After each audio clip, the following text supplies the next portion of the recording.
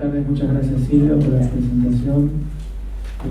Yo simplemente quería muy brevemente ponerlos al tanto de cómo estamos enfocando, cómo queremos enfocar la atención en las farmacias, los pasos que estamos dando, hacia dónde nos dirigimos, el rol profesional que queremos que tengan los farmacéuticos, la función que queremos que tenemos que cumplir, nuestra función profesional y nuestra función social. Para eso contamos con 1.500 farmacias en la ciudad de Buenos Aires.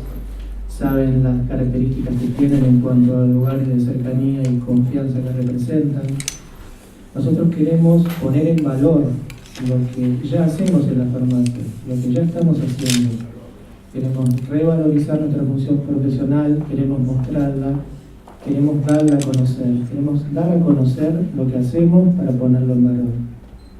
Una de esas iniciativas que tuvimos es el programa Farmacias Amigables, que están viendo en el slide la presentación. Siempre insistimos y queremos que todos tengamos en cuenta que por las 1.500 farmacias de la ciudad de Buenos Aires pasan mensualmente 4,5 millones de personas, que por las 15.000 farmacias de la República Argentina pasan cada mes 45 millones de personas. De ellos, el 60% son mujeres, el 40% son mayores de 60 años. Estamos hablando de alrededor de 2 millones de personas mayores, adultas, que mensualmente realizan consultas o se les dispensan medicamentos en la farmacia de nuestra ciudad. Y esto es así, como decimos, por las características propias de la farmacia. También considero muy importante que todos tengamos en cuenta la característica de la farmacia argentina. Una de las mejores farmacias de Sudamérica. Nosotros no podríamos tener esta reunión, esta jornada que tenemos esta tarde, a lo mejor en otros países que ni siquiera tienen presencia profesional en las farmacias. Nosotros la tenemos una atención de calidad en las farmacias y todos tenemos que estar conscientes de que tenemos que defender la posición que tenemos, porque sabemos que hay intereses que quieren sacarnos del lugar donde estamos. En cuanto a las características de la farmacia en cuanto a cercanía y confianza. Por un lado, tenemos la intención del colegio de orientar los servicios farmacéuticos hacia la educación para la salud, hacia la promoción de actividades saludables, hacia la atención primaria.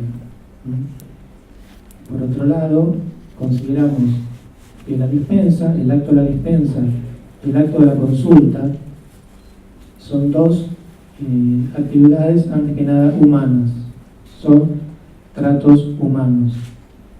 La dispensa y la consulta son actividades personales, privadas, humanas, que se realizan entre un profesional de la salud, entre un farmacéutico y una persona que consulta, que acude a la farmacia con su particular situación personal, con su particular situación en cuanto a salud, enfermedad y en cuanto a la etapa de la vida que está cursando. Que nosotros tenemos que considerar y conocer para atender a esa persona. Ustedes van a ver en el slide que hace poco nosotros realizamos una jornada que se llamó Adolescentes en la Farmacia, Socorro Adolescentes en la Farmacia, en donde enfocábamos y nos deteníamos en las características del adolescente, por ejemplo, en cuanto a exponerse a situaciones de riesgo y a la vez en cuanto a la vulnerabilidad propia de los adolescentes, cómo teníamos nosotros como farmacéuticos que desarrollar factores protectores en la atención farmacéutica, cómo resguardar a la vez a la farmacia como lugar confianza y de confidencialidad para, llegado al caso que tengamos que negarnos a dispensar un medicamento por alguna cuestión de proteger a ese adolescente, no perder a la farmacia como ámbito de confianza, como ámbito, digamos, amigable, desde una perspectiva ética en cuanto también al secreto profesional. Es decir, nosotros lo que tratamos de promover son distintas actitudes, distintos conocimientos de las personas que están asistiendo a la farmacia para poder responder con una actitud profesional de acuerdo a las distintas situaciones posibles. En el caso de esta jornada, ya el nombre nos implica en cuanto a si tenemos que llamarla una jornada relacionada con adultos mayores, una jornada relacionada con la tercera edad o con vejez, ¿sí? Ya en el hecho solamente de mencionar el nombre de la jornada nos estamos implicando y tenemos que tratar de no caer en estereotipos y en prejuicios, porque nuestra función en cuanto a la dispensación y en cuanto a la consulta va a ser resguardada en cuanto no existan obstáculos sociales, culturales y personales en cuanto a las personas que tengamos que atender. En el caso de los adultos mayores, dependerá de nosotros considerarlos cursando una nueva etapa de la vida, con sus desarrollos particulares, con sus capacidades cognitivas particulares, con sus particulares sistemas de pensamiento y de creencias, sus características biológicas y fisiológicas, con una forma positiva y no de una manera negativa, evitando cualquier tipo de prejuicio, cualquier tipo de estereotipo. En ese sentido, creo que esta jornada nos va a ser particularmente útil y espero que nos sirva a todos. Así que, bueno, gracias por su atención.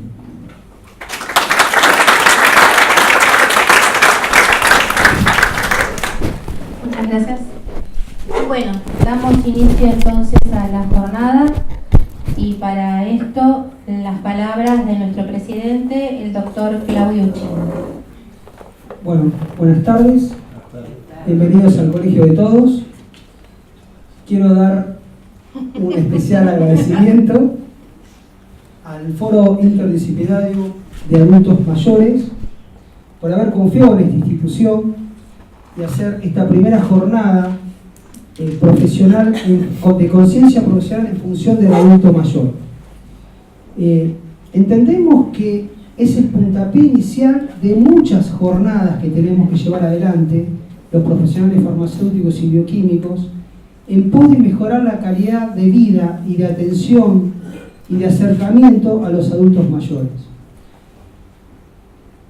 y la accesibilidad a todo lo que se le está dando, lo que es medicamento, lo que es pañales, que ya voy a hablar un poco sobre el tema, pero primero quisiera hacer un agradecimiento especial al doctor Cuisi, que está aquí a mi derecha, quien es presidente de la Asociación de Gerontólogos Argentinos, también al doctor Oviedo, es presidente de nuestra institución, al doctor Lolo Limeres, que es el presidente de la Academia de Farmacia y Bioquímica, a la secretaria de la tercera edad del gremio de UTEDIC, la señora Elba Galimberti, y también una mención a alguien que es farmacéutico, que forman parte de un grupo que se llama Papel Nono, que están acá presentes, que son un ejemplo de vida, de fortaleza y para los más jóvenes de energía.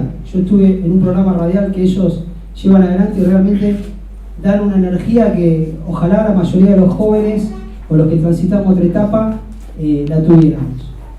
También quiero hacer una mención especial a los que van a disertar en el día de hoy, la doctora Silvia Fernández, el doctor Federico Pérgola, la doctora Andrea Astiz, nuestro equipo, el doctor Rubén Sagen y el doctor Oyamburo, vicepresidente de la institución, y fundamentalmente a el doctor Esquacini, que es expresidente de nuestra institución, con quien estamos trabajando en equipo y que junto con la doctora Vigiola han formado el comité científico y han trabajado incansablemente para que esta jornada se pudiera llevar a cabo. Y realmente créanme que no es sencillo la coordinación, el armado de las mesas, la voluntad de trabajo, con lo cual nos damos cuenta de que podemos seguir adelante y seguir avanzando en cada una de las propuestas que tenemos desde la institución.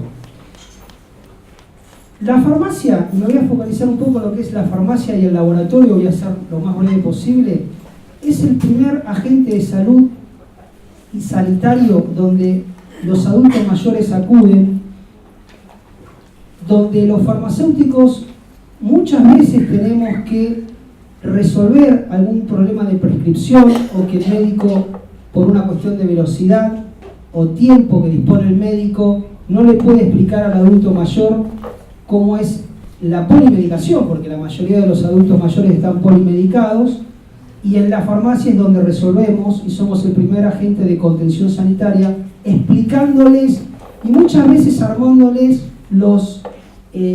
hasta digamos muy rústicamente, el cronograma de horarios de cómo tiene que tomar cada uno de los medicamentos.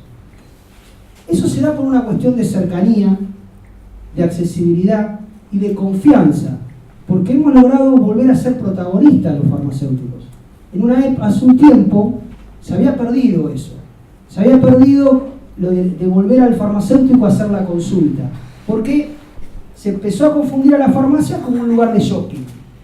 Pero los adultos mayores fueron los únicos, o son los únicos, que siguieron fiel a ir al farmacéutico de confianza, el que conoce desde que empezaron a tomar la medicación y que cuando los ve entrar sabe cuál es el medicamento que toman, que muchas veces viene diciendo, tomo la pastillita rosa para la presión, pero no me acuerdo la marca.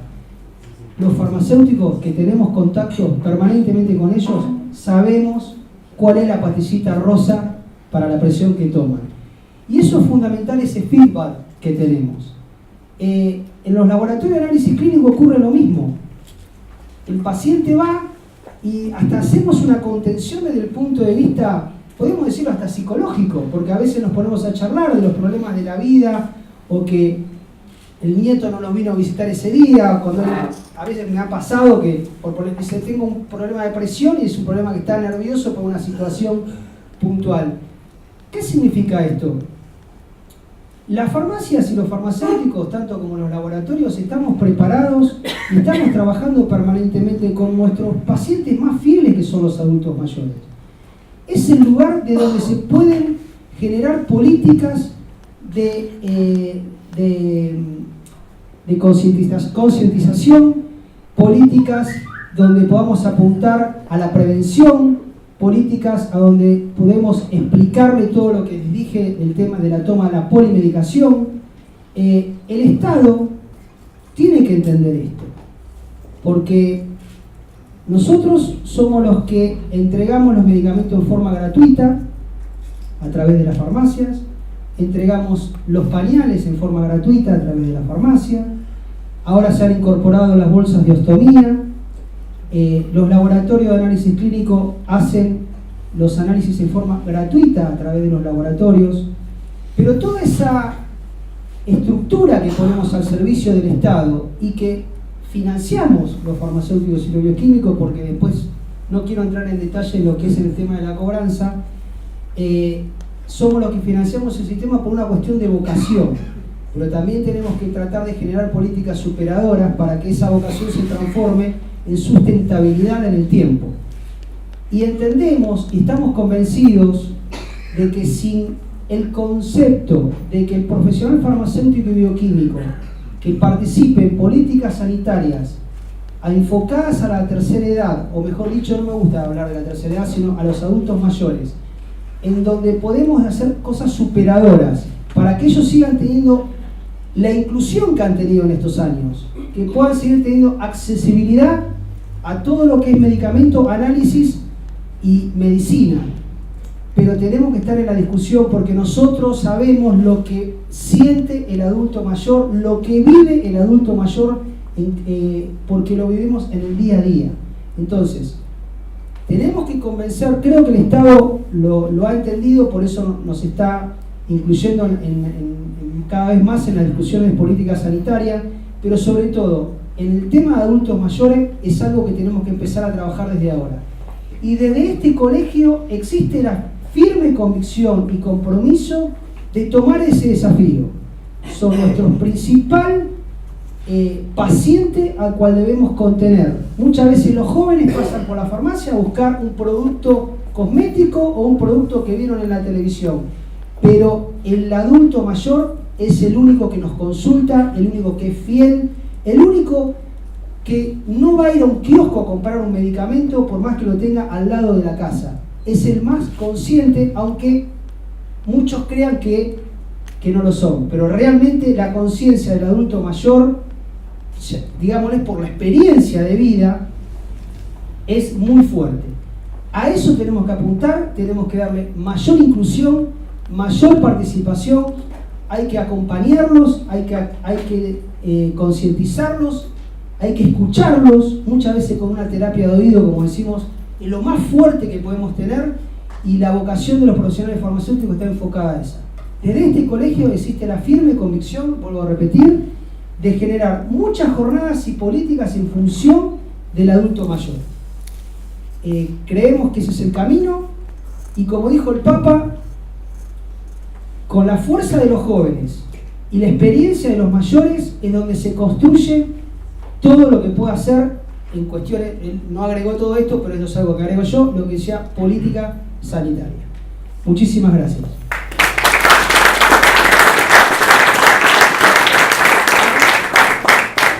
Gracias, doctor.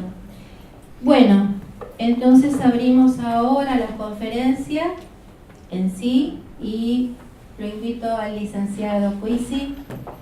El licenciado es licenciado en gerontología, especializado en gerontología social, presidente de Gerontólogos Argentinos, coordinador de personas adultas mayores en el Consejo Consultivo de Cancillería, presidente del FIPEN, representante argentino en Brasilia, Mercosur 2015, declaración de la OEA. El licenciado nos va a hablar sobre una nueva mirada sociosanitaria. Gracias.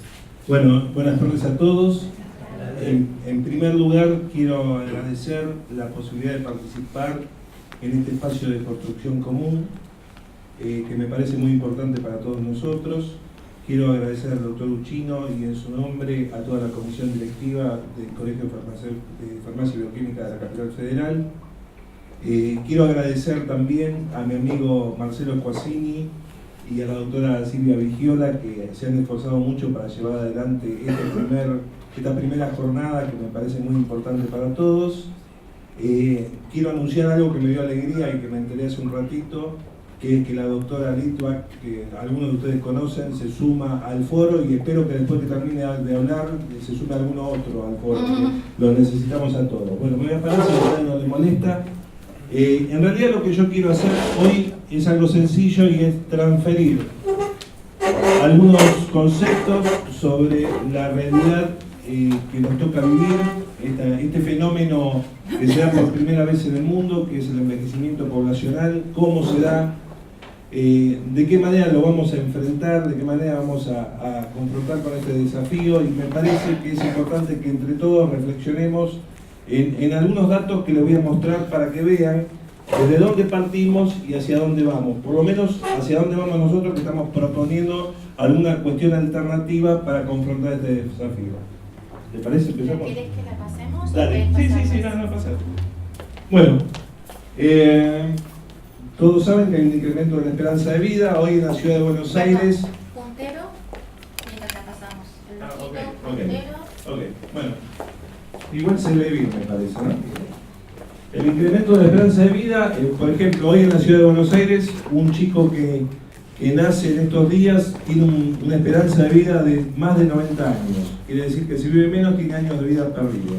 Esto se debe, en la tasa de envejecimiento, se debe a la disminución de la tasa de natalidad, a la disminución de la tasa de mortalidad y al control de las enfermedades infecciosas. Vean acá que para el año 2025 nosotros estamos esperando en el mundo tener una tasa de envejecimiento poblacional del 20%. en el año 2025, o sea, mañana, ya, falta muy poquitito. Bueno, acá hay una reflexión sobre el cambio de la pirámide demográfica que me parece mejor mostrárselo. Acá está, acá lo van a ver muy claramente. Fíjense, esto es solamente 100 años, esto es 1950 y esto es lo que se espera para el año 2050. Si ustedes ven, las mujeres mayores de 80 van a ser la mayor cantidad de población en todos los segmentos poblacionales, en todos los segmentos etarios de la población. Con esto les quiero decir que la mirada que tenemos que tener frente a esta situación me parece que cambia un poco la lógica que venimos trabajando hasta ahora. A ver, bueno, algunos datos. Como decía antes, en el 2020 vamos a estar alrededor del 20% de una población envejecida y para el 2050 estamos estimando tener un 30% de población mayor de 65 años. Esto es muchísimo, mucho. Ahí puse algunos ejemplos que saqué de Europa y quiero que vean esto en particular, que es que el 11.2% en los años 2025 y 2050 van a ser de personas, de mujeres mayores de 80 años. Esto lo veían antes en el segmento de la pirámide. Quiere decir que el 11% de la población van a ser mujeres mayores de 80 años. Por supuesto, la demanda de servicios va a cambiar. No va a ser la que es hoy. Tenemos que pensar diferente. Pensar un esquema social diferente. Bien, pasamos. Bueno, ahora hablamos de la transición epidemiológica. Esto todo el mundo sabe que las enfermedades infecciosas van decreciendo, que las enfermedades crónicas van aumentando, las enfermedades crónicas y degenerativas, y que esta... No, vamos al revés. La que sigue.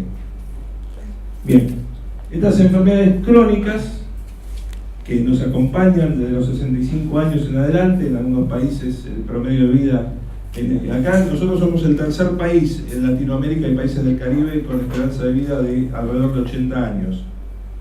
Para que ustedes sepan, Japón tiene una esperanza de vida, la mujer, me voy a referir siempre a la mujer que es la que más vive, por ahora, está en 84 años en Japón y en 81 en la Argentina, o sea que no tenemos tanta diferencia. La diferencia sí se da en que los años de enfermedad crónica que imposibilita la funcionalidad es mucho mayor en los países subdesarrollados que en Japón.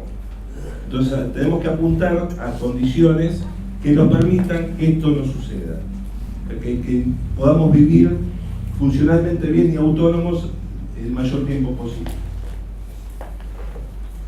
Bueno, vimos hasta ahora 3 hechos relevantes y entonces nos plantea 3 retos ineludibles. Uno es un desarrollo de un sistema de promoción, la reorientación tradicional del modelo de atención sanitaria, que de esto veníamos hablando, y la necesaria coordinación entre el sistema sanitario y social. ¿Por qué? Porque las enfermedades crónicas que crean discapacidad necesitan de cuidados. Y si ustedes se ponen a pensar cómo está la estructura social hoy en Latinoamérica y en el mundo, carecemos de las mujeres que fueron cuidadoras toda la vida, o sea, las cuidadoras naturales, las cuidadoras informales de la población envejecida fueron las mujeres.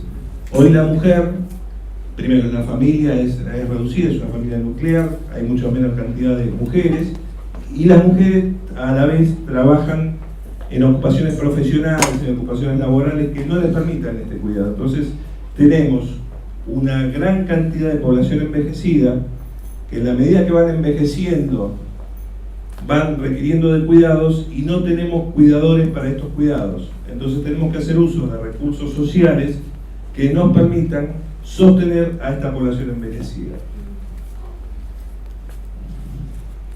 Seguimos. Bien. Es imprescindible, es necesario poder coordinar y articular esto que dice ahí, la colaboración entre profesionales, las instituciones sociales, las instituciones del Estado. Es por eso que nosotros fundamos el foro. Es el primer foro interdisciplinario que nos permite salir de este modelo médico hegemónico donde se hablaba solo de salud y enfermedad, para poder integrar a médicos, a ingenieros, a psicólogos, a gerontólogos, a abogados, en pos de diseñar una estrategia en las políticas públicas que nos permitan confrontar con este desafío. Bueno, es lo que estaba diciendo hasta ahora, es operativizar distintos... Bien, esto quería mostrárselo, el tema de cómo estamos hoy en la cobertura de salud en la Argentina, que tengo que decirles que en relación a la cobertura del resto del mundo es muy buena. Más allá de los problemas que voy a comentar, nosotros tenemos un 98% de cobertura social. Y para que ustedes se den una idea, en América Latina nosotros tenemos una cobertura de la seguridad social en su conjunto del 25%, no llega, es el 23.7%. Quiere decir que hay un 23.7% de la población que tiene una cobertura de la seguridad social estatal y el resto no la tiene. Quiere decir que las familias se hacen cargo de sus mayores, que no tienen la posibilidad de acceder a una pensión, a una jubilación, es decir, no tienen posibilidades de vivir dignamente. Nosotros esto lo tenemos que destacar, porque es algo que tenemos y lo tenemos que defender. Por supuesto lo tenemos que mejorar. Bueno, antes decía de qué depende, de qué es la cobertura de salud. La cobertura de salud, qué tipo de salud yo le puedo dar a la población. Ahora depende de algunas cuestiones, depende de la infraestructura del servicio, depende de la demanda, depende de la capacidad de resolución, de la accesibilidad, del acceso a medicamentos y de la situación geográfica. Ustedes saben que no es lo mismo enfermarse en la capital federal y ser atendido que ser atendido en el sur del país o en la Puna o en algunos otros lugares que están olvidados de la mano de Dios. Esto es una reflexión donde todo el mundo sabe que el perfil de salud y enfermedad se encuentra determinado por las relaciones sociales de producción y distribución de bienes. Esto es, ¿quién regula la distribución de bienes? ¿Quién regula la posibilidad de acceder a estos bienes? Hablo de la salud, hablo de la educación, de estos bienes estoy hablando. Quien regula tiene que regular de tal forma de que esta regulación sea equitativa, es decir, poner el mayor esfuerzo en los lugares donde no llega para que tengan acceso a esta posibilidad y tratar de que la gente tenga la misma posibilidad. Por supuesto, esto les queda claro, la salud depende exclusivamente de esto, ahora se los voy a mostrar con números, depende de esto, de los determinantes sociales, de la vivienda saludable, de la posibilidad de educación, de esto depende. Este es un cuadro que quería mostrarles para que vean que no es un tema argentino, que es la desigualdad en los diferentes países. Vean que va del 60% al 55%, no hay mucha diferencia, y ahí tenemos países como Guatemala, Brasil, Uganda, Colombia, Paraguay, bueno, los países subdesarrollados. Sí. Esto es lo que hablaba de la equidad, esta es una definición de la OMS, ¿no? Evitar las diferencias. Las exclamaciones son muy lindas y quedan lindas, pero es muy difícil trabajar en función de esto, porque es fácil decirlo y es fácil acordar. Lo que es difícil es llevar a la gente a trabajar en los lugares que nadie quiere trabajar, o a invertir en los lugares donde nadie quiere invertir, y entonces esto nos complica un poco.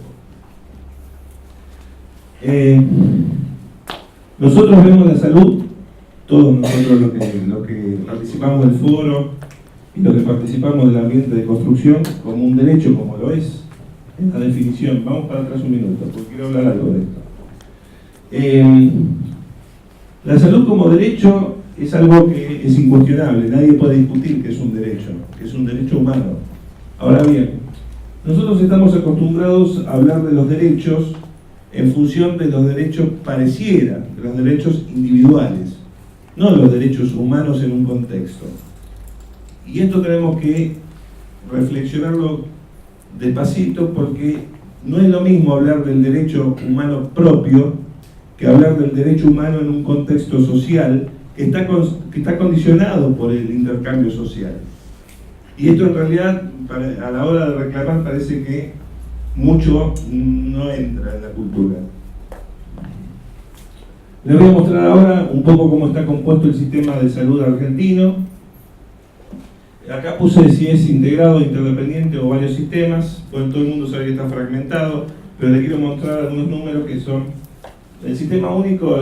Bueno, cubre a toda la población, lleva más o menos el 9% del PBI, que estamos hablando de 500.000 millones de pesos, para que tengan una idea de la dimensión.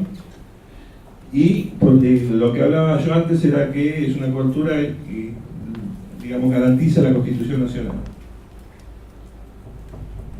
¿Cómo está compuesto el sistema? Está compuesto por la población, por supuesto, la forma de financiamiento y qué cobertura tiene cada uno de esos segmentos. Acá les voy a mostrar algo que después la torta lo van a ver mejor. Fíjense, tenemos la gestión estatal nacional, la gestión estatal de las provincias y municipios, la gestión privada, la gestión de la seguridad social, la 23.660 y la 23.661, aunque la 61 nunca se pudo llevar a cabo porque es la del Seguro Universal de Salud, que por alguna razón la gente no quiso incorporarse, digamos, las provincias no se incorporaron, bueno, no se pudo llevar adelante. Las obras sociales independientes, las obras sociales e institutos de seguridad social de las provincias, el PAMI y las mutuales, cooperativas y entidades sin fines de lucro. Y aparte de todo esto, está algo que no anoté acá, pero es el gasto de bolsillo, que ronda más o menos en 110 millones de pesos. 110.000 millones de pesos. Vamos a la torta.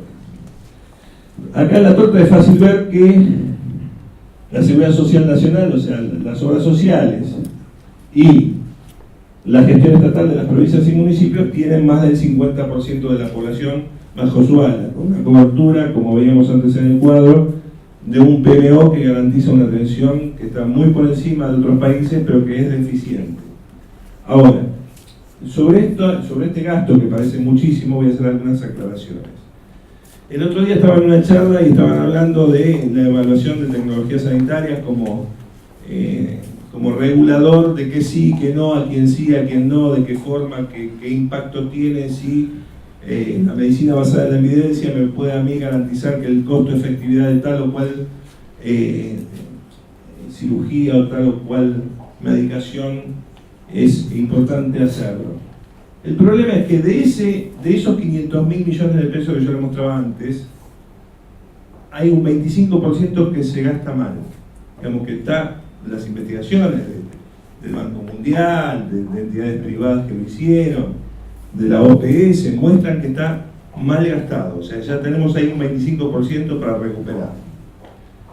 Antes de ver en qué gastamos y en qué no gastamos en cuanto a las prácticas, por supuesto que es necesario hacerlo.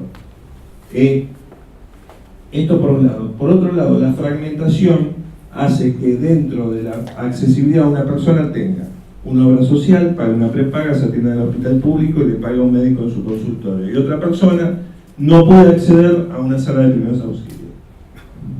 Y este es un problema. Bueno, volvemos al punto central. Estos son los 500.000 pesos, 500.000 millones de pesos. El 90.6 van directamente al sistema de salud, sistema de atención de enfermedad, directamente. Solo el 1.5 de esos 500.000 millones de pesos va a la modificación del 43%, que es el estilo de vida que incide sobre la mortalidad de la persona. Entonces está claro que tenemos que hacerlo. Si acá gastamos mejor y acá invertimos un poco más para tener programas y planes para que los estilos de vida se modifiquen, nosotros vamos a tener una población mucho más saludable, que va a necesitar mucho menos cuidados y que no va a posibilitar tener una vejez digna. A esto apuntamos. Bueno, este es el enfoque holístico que normalmente utilizamos. Nosotros vemos a la persona desde lo integral, como les decía, por eso tenemos este equipo interdisciplinario para abordar las diferentes problemáticas, y ahora les voy a comentar un poco en qué estamos en este momento.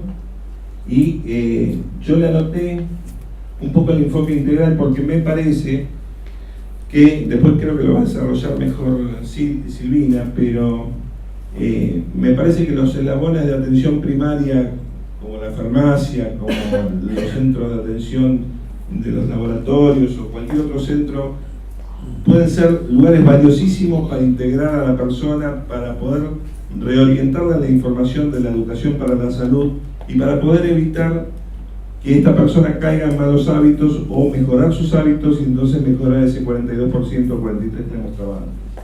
Creo que queda una figura. Bueno, acabamos. Las políticas públicas, ahí me quedo.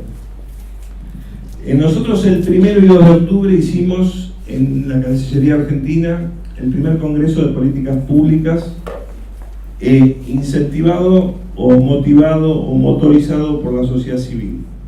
Esto es, un grupo de entidades de la sociedad civil compuesto por académicos, por políticos, por gente que tiene que ver con la salud, con gente que tiene que ver con los derechos. Lo hicimos también con diferentes culturas religiosas. Ahí invitamos a la Iglesia Católica, invitamos a la AMIA, a la DAIA, al Centro Islámico, al budismo. Por supuesto estaba la voz del ateísmo. Y tratamos de conformar una discusión común. Dividimos en mesas de trabajo, después de hacer un diagnóstico en salud, en derechos, en cultura social, no me acuerdo qué otra mesa había, y trabajamos mucho. La gente discutió, yo tenía miedo, no sabía si la gente se iba a integrar o no integrar a la discusión, a la reflexión. Y la gente se integró e hizo propuestas. Y de esas propuestas nosotros sacamos una síntesis que estamos llevando ahora los primeros días de diciembre al Congreso de la Nación con 2 proyectos de ley, uno que tiene que ver con la convalidación de la convención que se hizo en la OEA el 15 de junio, que fue la primera del mundo después de 10 años que venimos discutiendo en Naciones Unidas sobre la necesidad de una convención de derechos para las personas mayores y que los países centrales se oponen, pero ahora lo pudimos sacar desde la OEA, lo refrendamos en el Mercosur. Y bueno, este es el primer proyecto. Y el otro proyecto que tiene que ver con la inserción de la persona en la productividad, en la economía social. Nosotros necesitamos que la persona, hoy una persona de 65 años, es una persona joven, que tiene muchas ganas de hacer cosas, que no tiene ganas de quedarse en su casa, o por ahí alguna sí, está bien, pero por opción, no porque la mandan a la casa. Nosotros estamos peleando porque la jubilación de la persona sea optativa, estamos peleando para que la gente pueda decidir sobre su propia vida y que en función de lo que tiene para dar, porque dice, esto no es mío, es plagiado, pero me parece que es bueno decírselos. El ingeniero Kuanov, que es el presidente del INTI, que también se está sumando al foro interdisciplinario y para trabajar con nosotros, decía en su relato: nosotros como sociedad organizamos la educación para los chicos, lo mandamos al jardín de infantes, lo mandamos a la primaria, después lo mandamos a la secundaria, después de conseguimos un trabajo, nos apuramos, crecemos, tenemos cosas, tenemos un coche, queremos una casa, tenemos hijos, pero no estamos organizados como sociedad para vivir 30 años más después de los 60 años. Aún no nos pasó nunca, nos está pasando ahora. Entonces no sabemos bien qué hacer. Algunos sabrán, pero como sociedad, como organización social, no está claro. Entonces, construir esta organización no es fácil. Construir esta organización depende de cada uno de nosotros, depende de cada uno de ustedes. Y es por eso que yo los invito a participar, en la forma que quieran, en la forma que puedan. Nosotros tenemos una página de internet, si quieren pueden participar a través de la página, pueden venir a las reuniones que hacemos nosotros. Estamos eligiendo ahora la cultura, pues nos parece que como hay que cambiar la cultura, que alguna vez discrimina, que alguna vez segrega a la persona mayor, nosotros creemos que esta representación social ya no está ni siquiera en la época, está fuera de época. Esta cultura social hay que cambiarla. ¿Y cómo la cambiamos? A través de la cultura. Vamos a usar como vehículo la misma cultura, el arte, la música, vamos a usar el baile, vamos a usar la literatura, vamos a usar todas aquellas expresiones artísticas que permitan ver que una persona después de los 60 años puede aportar mucho a la sociedad y que eso mucho es necesario para poder construir una sociedad de verdad, no una sociedad sesgada con un 30% de las personas afuera. Bueno, gracias. Decimos que El doctor José Ollamburu es bioquímico y es el vicepresidente de nuestro colegio. También, bueno, jefe del laboratorio del Hospital Italiano. Y no me he mandado su currículum vitae, pero es realmente extensísimo. Esperamos entonces... Sí.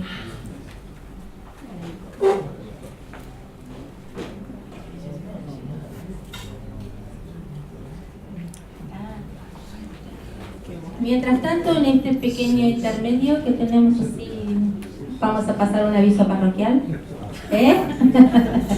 Solemos hacerlo a veces cuando hay escapaches.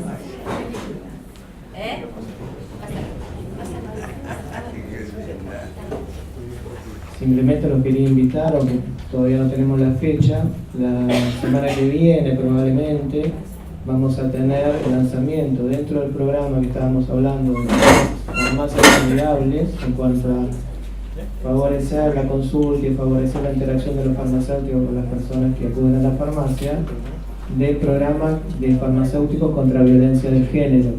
¿Sí?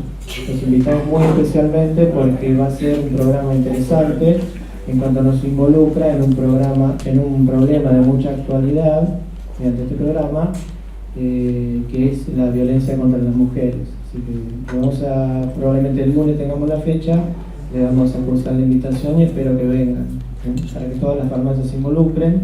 Van a tener un cartel con el número 144 del Consejo de la Mujer, para poder dar un folleto a las personas que les consulten. Así que calculo que el lunes les estaremos mandando la invitación y la confirmación de la fecha. Gracias. De todos modos, seguramente se lo vamos a hacer llegar a todos ustedes.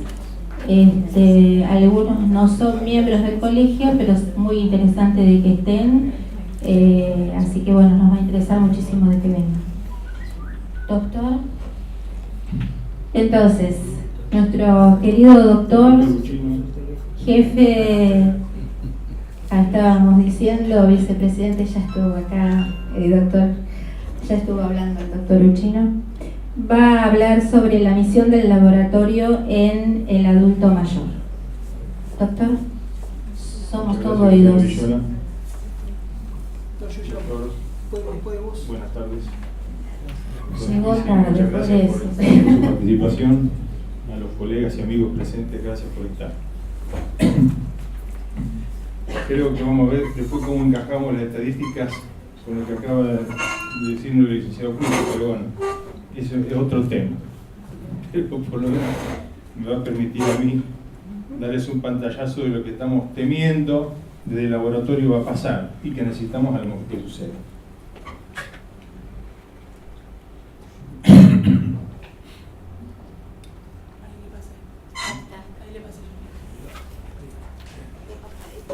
Después de los 65 años, las enfermedades relevantes son todas las conocidas. El 34 y pico % tiene que ver con el corazón, el 18% con enfermedades respiratorias, otro 18% cánceres, varios, entre los cuales de mama, de próstata y de broncopulmonar son los que se llevan los primeros puestos.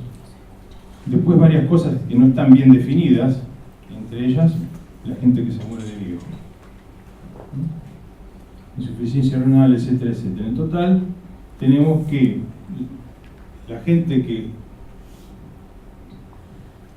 está por encima de los 65 años cuenta por más o menos el 5,2 por mil de las muertes totales, cuando para el año 2012, de donde surge esta estadística, y la tasa de mortalidad acá en Argentina estaba en el 7,36 por mil. O sea, cada 1000, 7,36, 5,2 los mayores de 65 años. Así que aquellos que están saludables, tranquilos, porque falta mucho.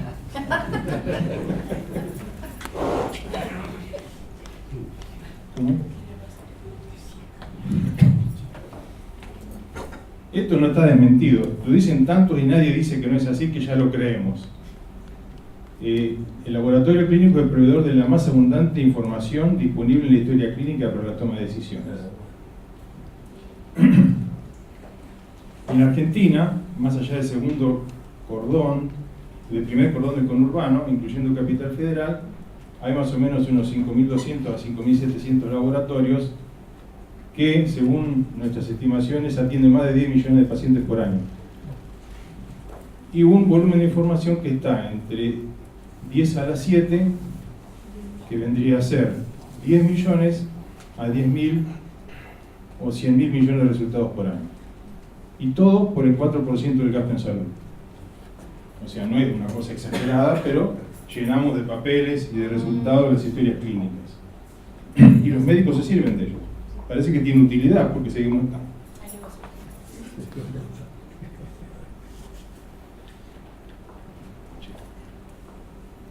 Ahora, semejante volumen de información es posible que no sea toda leída y considerada en tiempo útil por el médico, y obviamente tantas patologías, como vimos en la primera diapo, impone de que tiene que haber especialistas en todo. Pero no solo en diagnóstico, sino en terapéutica, y sabemos que el médico todo no lo puede. Acá nosotros tenemos la sensación de que todo lo puede porque tenemos especialistas en lo que sea. Inclusive si en un quirófano alguien hace algo en un órgano que no es el que está operando, siempre tiene un especialista al lado para que venga a ayudarlo. No pasa así en los pueblos. Con el interior está anatomizado. Entonces, si vamos a hablar de salud, no hablemos de salud en las grandes ciudades, sino de salud en general. Semejante de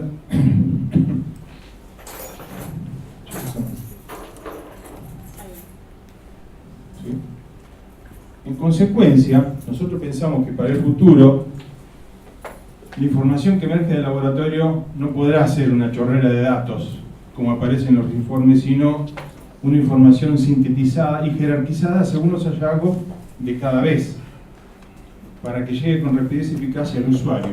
En este caso, y por las tendencias economicistas actuales y el tema de la globalización, los médicos, los usuarios probablemente sean clientes en el sentido de que alguien paga algo por eso que estamos haciendo, pero en realidad, en el caso del médico, vendría a ser un socio nuestro, porque en realidad nosotros lo que estamos tratando de hacer es llegar a ellos con información de más valor que el simple resultado. Queremos llegar con una opinión de valor sobre el caso que tiene que atender, porque no siempre es fácil concluir algo a través de los resultados que nosotros emitimos del laboratorio. Pero esto impone, para que nosotros podamos hacer eso, algún tipo de cambio. Por ejemplo, la elaboración de la información del laboratorio en conjunto con información relevante del paciente. Es decir, yo me imagino que en determinado momento tendremos que tener un cuestionario estándar, que aparte de talla, peso, otras cosas más que tengan que ver con lo que vamos a hacer y que lo vamos a tener que integrar. Medicina basada en la evidencia con lo que encontremos en el laboratorio para decidir por acá pasa algo o por acá no pasa algo.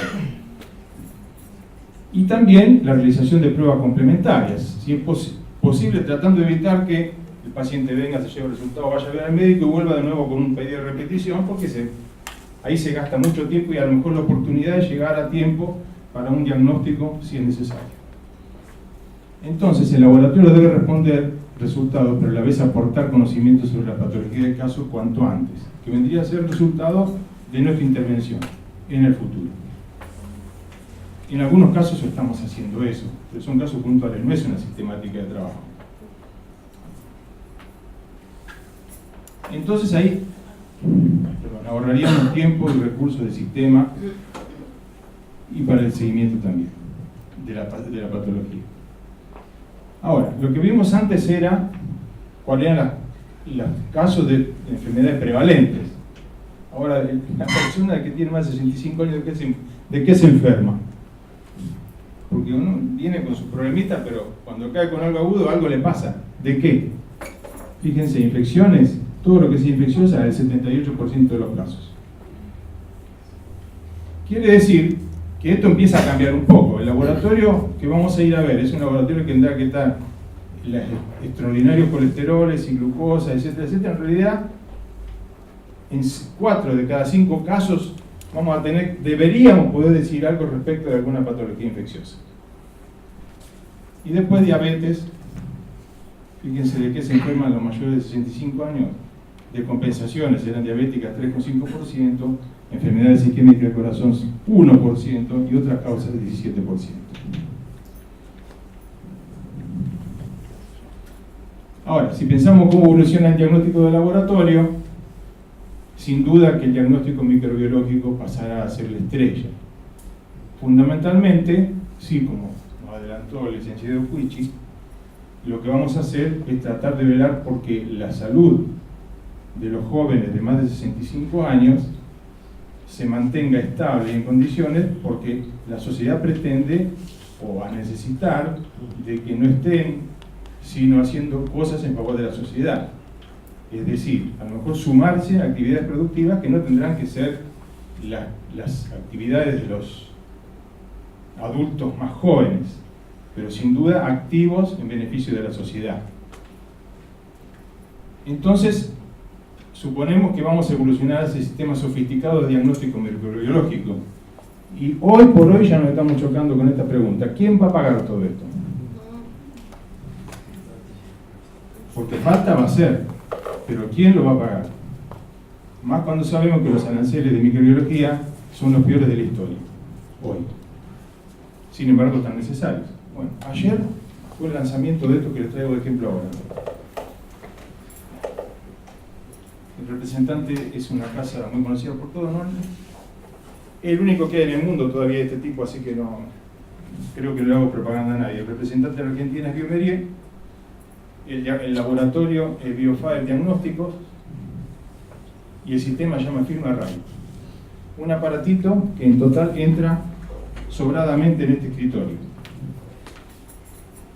y procesa de manera sencilla paneles de identificaciones respiratorias, gastrointestinales y de cultivo de sangre. En conjunto, más de un centenar de agentes. Requiere 2 minutos para manipular la tarjeta de reacciones y en 1 hora tenemos resultados.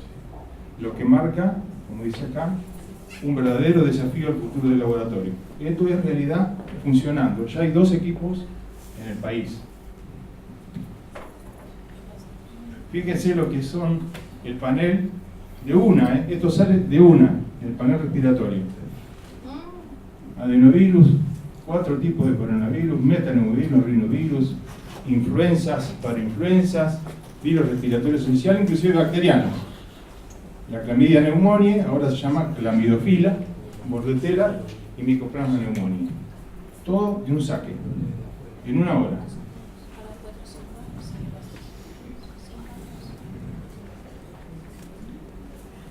En el caso de los hemocultivos, fíjense, bacterias gram positivas, todas estas que están acá, enterococos, listeria, estafilococcus, el aureus, incluyendo 3 genes de resistencia: a meticilina, a vancomicina para el caso de los enterococos y la resistencia a las carbapenemasas para las bacterias gram negativas.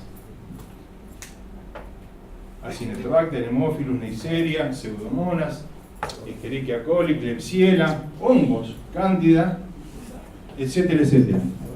En hemocultivo, después de 6 horas, por ejemplo, de cultivado, uno puede hacer una pátina del eventual cultivo, lo saca, lo pone ahí en la máquina y eso lo dice la máquina. 1 hora. En el caso de sepsis, imagínense cómo adelantaría la resolución de un caso agudo, cuando 1 hora de diferencia en la decisión de tratamiento salva la vida de la persona, o decide, o condiciona un destino distinto. Somos testigos de que gente saludable, jóvenes de más de 65 años, desaparecen como por arte, es decir, por desgracia, en pocas horas por una sepsis.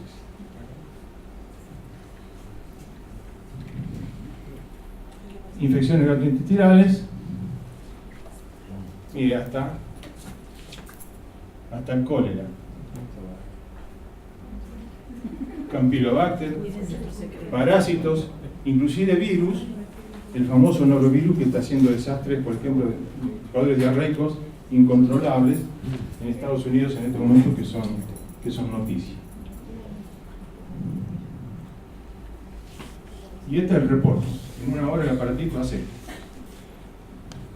Por ejemplo, esto es un panel respiratorio y le encontró un adenovirus y una bordetella. Chao.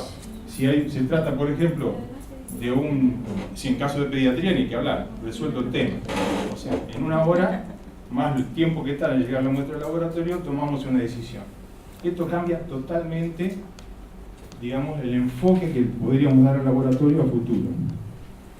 Inclusive qué estructura de financiación vamos a tener para el futuro en el laboratorio. Entonces, se trata de un enfoque radicalmente novedoso y abarcativo que proyecta enérgicamente el diagnóstico microbiológico y el control epidemiológico, porque acá así rápidas son los resultados, pero también da tiempo como para decidir cuál es el significado de ese hallazgo. Si pega o no pega con la historia, por ejemplo, epidemiológica del lugar, lo cual impone, como habíamos visto antes, el uso de la bioinformática para tener información de valor dentro del laboratorio, de uso rápido y actualizado, para ver cómo ubicamos estos hallazgos frente a al dato epidemiológico local, no al de la bibliografía. Proyecta y presiona decisiones categóricas de manejo de la patología aguda. O sea, el diálogo que vamos a tener necesariamente del laboratorio con el médico va a ser totalmente distinto. Y finalmente, entonces el laboratorio deberá dejar de ser un simple emisor de resultados para devolver conocimiento en la patología en que está interviniendo, de mano de la bioinformática, una disciplina que ya deja de ser, digamos, una cosa de futuro para transformarse en una necesidad de trabajo hoy. El desarrollo de metodología de diagnóstico microbiológico y de otras disciplinas analíticas tipo múltiples que están unidas a la bioinformática, como son la genómica, la metabolómica y la proteómica, que hoy por hoy es la tecnología subyacente, el famoso MALDI-TOF, que se utiliza para la tipificación rápida de gérmenes en los laboratorios. Por tanto, el laboratorio, especialmente por lo que nos convoca, se proyecta hacia una labor de consultoría más que a proveer resultados a pedido según la cartilla de prestaciones.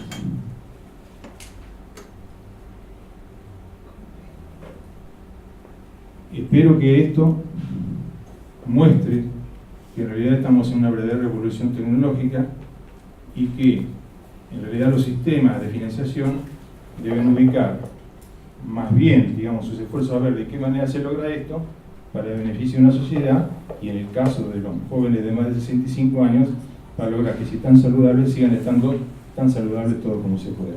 Muchas gracias.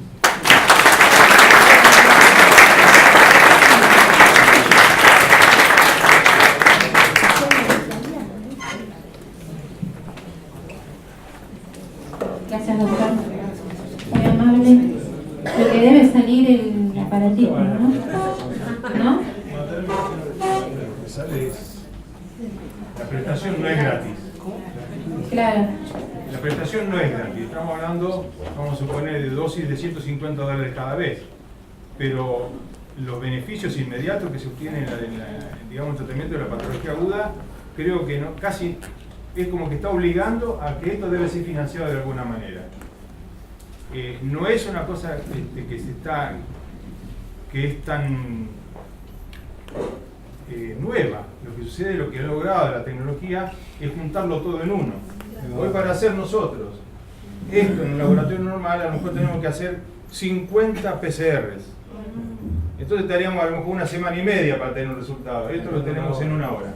Aparte, disminuís el periodo de internación, de días de internación, bueno, y eso baja los costos, mejoras la calidad de vida.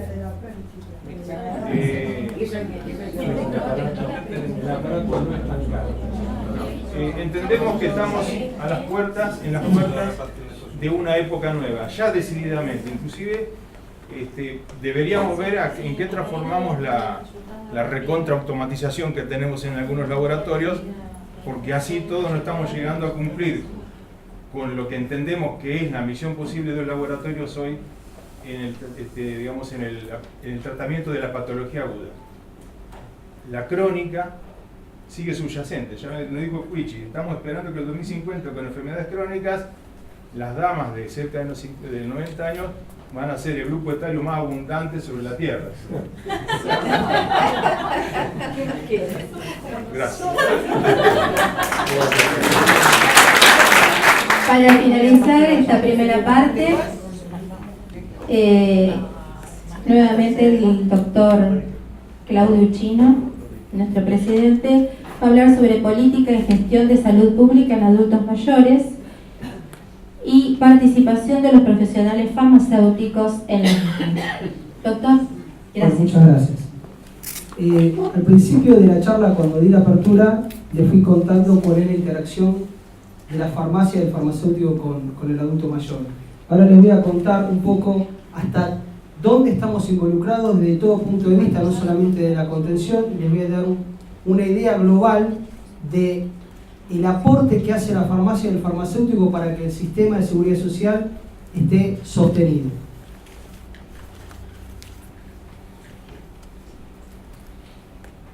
Esto es el crecimiento de la red de farmacia como vacunatorio.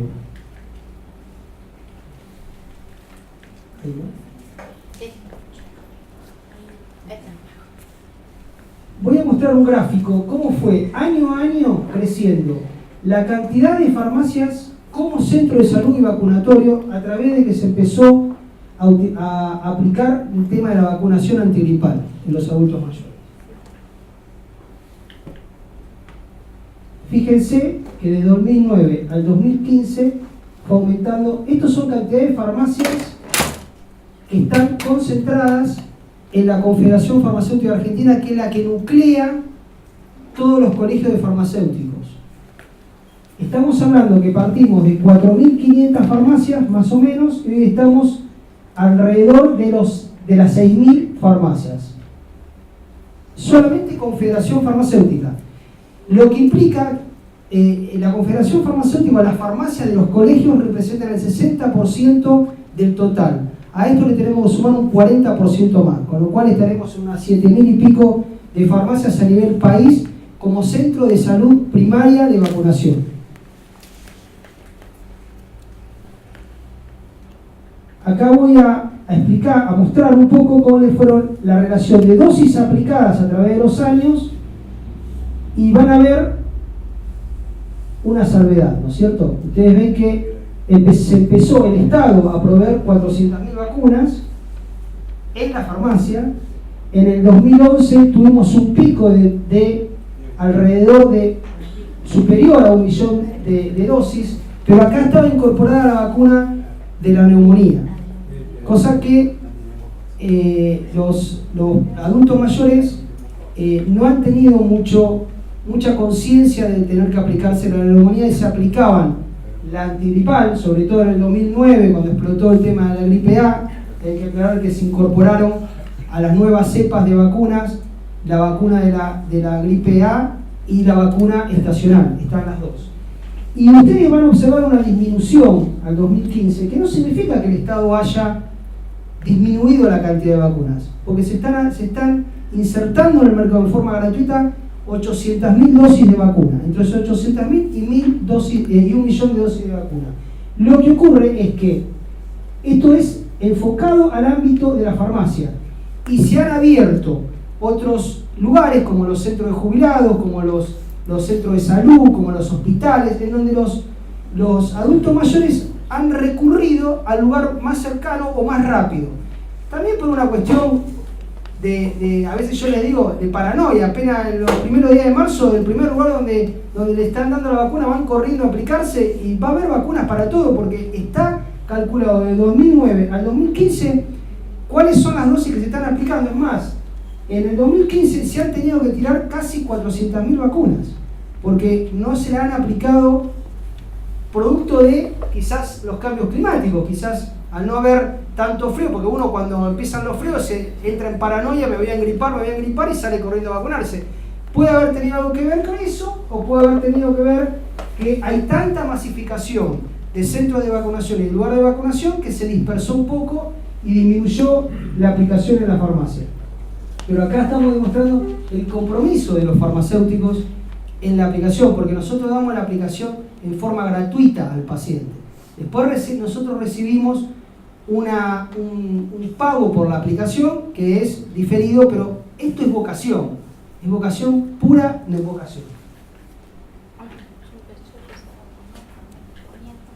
Bueno, voy a contarles un poco, y esto voy a pasar rápidamente, la prestación de COFA es Confederación Farmacéutica Argentina. En el último año hubo 400.000 recetas de planes especiales, que son, los planes especiales son oncología, HIV, todo lo que es alto costo, que se llamaría, ¿no? Sobre todo oncología. Hubo 40.000 recetas de planes especiales que son lo que pasan por lo que se llama CAMOITE, ¿está bien? Los que somos farmacéuticos y trabajamos en la oficina de farmacia saben a lo que me refiero. Pero el adulto mayor tiene que saber que hubo 400.000 recetas de planes especiales, con lo cual no están desprotegidos. Hay medicación y está enfocado el Estado en proveer esos productos. Hubo 3,6 millones de recetas ambulatorias y resolución 337. Receta ambulatoria es la que ustedes conocen comúnmente, en donde quizás abonan una parte cuando van a la farmacia, un 20% o lo que sea. Y 337 es la cobertura al 100%. Hubo un cambio de paradigma en estos últimos años, en donde se incorporaron cada vez más pacientes a la 337, dejando de abonar en el mostrador y pasar a hacer lo que es medicación crónica. Y hubo 1.230 millones de pesos de venta al público. O sea, todo esto fue lo que se invirtió. Ahora, todo esto fue financiado, los que estamos detrás de la oficina del mostrador, sabemos que fue financiado por los farmacéuticos, que tiene una relación directa con el PAMI, pero también tiene una relación directa con la industria farmacéutica, que es quien nos contrata para que nosotros proveamos los medicamentos. Entonces, nosotros financiamos y después tenemos que esperar a cobrar. Por eso es muy importante la acción del farmacéutico. Estoy mostrando las políticas porque a veces no se ve y se cree que nosotros somos simples dispensadores y entregamos los medicamentos porque sí, pero detrás de eso estamos financiando también que el sistema de la seguridad social esté activo. Y la cobertura en promedio es de un 85%. Estamos hablando, cuando yo les expliqué, 337, que es el PAMI 100%, y lo que aportó el afiliado en el mostrador, con lo cual tenemos una cobertura bastante elevada comparada con otros países. Hoy, a través de las farmacias, estamos entregando medicamentos sin cargo, pañales sin cargo, bolsas de ostomía, los análisis clínicos, y está la cobertura médica, que está, eso es parte de, digamos, de los médicos, ¿no? Voy a pasar muy rápidamente por todo esto para que se vea la cantidad de recetas por provincia. Fíjense que Capital Federal,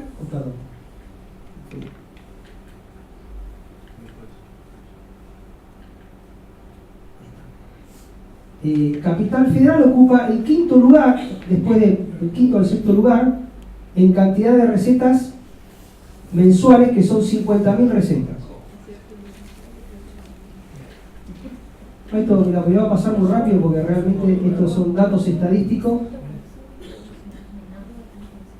El promedio de recetas país en dinero es 273, y fíjense dónde está ocupando el lugar Capital Federal. O sea, cada receta que los adultos mayores consumen en promedio es este valor en Capital Federal, y esto es lo que el sistema de seguridad social lo estamos acompañando desde el sector farmacéutico.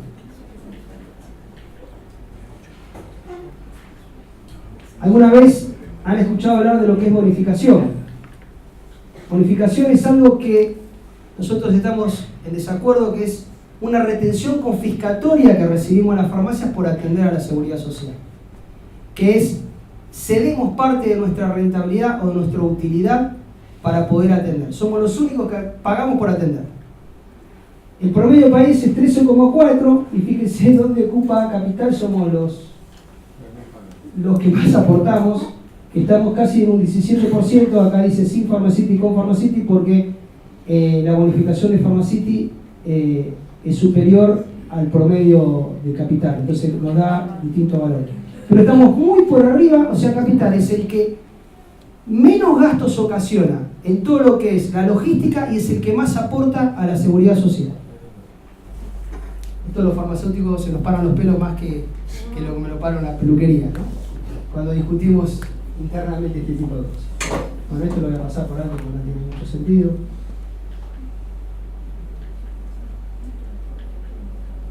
Bueno, el acto farmacéutico no es solamente la preparación, la compra, la conservación, la dispensa de los medicamentos. Es también la evaluación indispensable para el adecuado cumplimiento del plan terapéutico, que era lo que les expliqué al principio, lo que les contaba al principio. Cuando vienen a la farmacia es muy importante que nosotros, los farmacéuticos, les expliquemos cómo seguir un plan terapéutico, porque si hay un buen diagnóstico del médico, hay un muy buen análisis clínico para detectar una enfermedad, pero el paciente, el adulto mayor, por una cuestión lógica nos confundimos nosotros cuando tenemos que tomar 2 o 3 medicamentos al mismo tiempo. No se asesora bien, consume mal los medicamentos, hay una polimedicación que no va a surgir los efectos que correspondan. En eso trabajamos los farmacéuticos, en ayudar y colaborar en el cumplimiento del plan terapéutico. Y tienen que, los que no son profesionales, tienen que llevarse de esta jornada el mensaje de que tienen que ir a la farmacia a consultarnos. Estamos para eso y vamos a resolverle muchísimos más problemas de lo que se imagina. Bueno, voy a explicar brevemente el desequilibrio que sufrimos en la farmacia sosteniendo la seguridad social. Hay una inflación interna y precios, que significa que el precio del medicamento aumenta un 17%, un 14 al 17% anual. En los últimos 10 años aumentó solamente un 244%, que no estamos diciendo que tiene que aumentar más. Estamos diciendo, aumentó un 244% comparado con otros rubros como las prepagas, que han aumentado un 855%. Hay un desequilibrio importante. Y eso que lo financia somos nosotros. Después tenemos una inflación externa, que son los aumentos de los gastos fijos y demás, que generan un desequilibrio. Ahí tenemos que tratar de generar un mix de ventas, que tenemos que tratar de vender en las farmacias algunos productos que no tienen nada que ver con lo que es la atención farmacéutica, para poder generar un efectivo y poder bancar la seguridad social, o aumentar el volumen, que es muy difícil. Eso impacta directamente sobre la rentabilidad. Conclusiones. El farmacéutico es el primer agente de salud que interactúa con los adultos mayores. Es el lugar seguro y natural donde se puede trabajar en la prevención de la farmacia.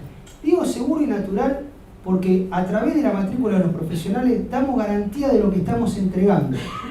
Damos la seguridad al paciente que el medicamento que se está entregando es un medicamento legítimo. Por eso hay que tener mucho cuidado de no ir a comprar medicamentos aún siéndolo de venta libre, porque que sea venta libre no significa venta liberalizada, y que sea venta libre no significa que sea una golosina y que sea inocuo. Tiene que ser comprado en un lugar seguro y natural, que es una farmacia, bajo la responsabilidad de un profesional farmacéutico. Y la farmacia, en este modelo, que es lo que tenemos que trabajar con el Estado, es la que financia y sostiene cualquier política sanitaria. Por eso debemos trabajar en equipo para lograr una política sustentable en el tiempo y que la farmacia deje de ser el financiador, porque a medida que perdemos rentabilidad no vamos a poder seguir sosteniendo la entrega de medicamentos sin cargo, ni la entrega de pañales, ni la entrega de biostomía, ni los análisis clínicos, ni todo eso. Entonces, las políticas que tenemos que trabajar a futuro, donde tenemos que estar sentados los farmacéuticos en las grandes discusiones, es en esto. Vamos a hacer un plan y un proyecto sustentable, porque si no se diluye en el tiempo. Hasta ahora, el Estado los ha incluido a los adultos mayores en todo.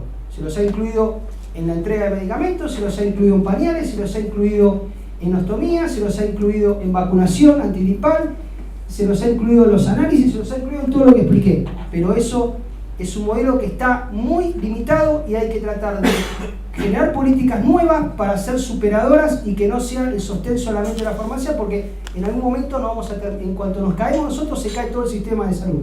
Es tan importante sostener desde una farmacia segura y rentable como la parte profesional, porque la parte profesional y vocación, todos los farmacéuticos, los que pasamos por la facultad, tenemos esa vocación, si no, no estaríamos detrás del mostrador. Acá hay varios colegas peleando y explicando permanentemente a los pacientes lo que ocurre, pero nos tienen que acompañar con algo sustentable, una buena rentabilidad y un honorario acorde a nuestra responsabilidad. Las dos cosas, una farmacia rentable y con un honorario acorde a nuestra responsabilidad, que eso es muy importante, porque si uno trabaja distendido y tranquilo, puede brindar un servicio mayor y dar un mejor servicio a los adultos mayores. Hay un viejo proverbio chino, ¿no?, que dice que la riqueza de un país se puede medir por el trato que la población tiene por las personas mayores. Y esta es una gran verdad. Si queremos hacer un país grande y cada vez más inclusivo, tenemos que tener mucho mejor trato hacia la población y los adultos mayores. Bueno, muchísimas gracias por su atención.